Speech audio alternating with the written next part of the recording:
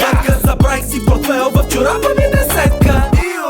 Заключете ме в клетка, началника на седмо има пиков и проветка.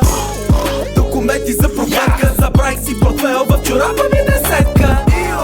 Заключете ме в клетка, началника на седмо има пиков и проветка. Кажи един човек, дето до мен се доближава. Един съвет от мен за кеш, не дей се унижава. Добре ме знаят кой съм тебе, който уважава. Пееш за пари в най-бедната държава. Ако делото на Сашова пропадне, ще намеря самолета. Ако бяга и ще падне. Видели се парички перед двама безработни. Мачка по мияри, но не стъпва по животни. Документи за проверка. Забравих си портфел в чорапа ми десетка. Заключете ме в клетка, началника на седмо има пиков и проветка. Документи за проверка. Забравих си портфел в чорапа ми десетка.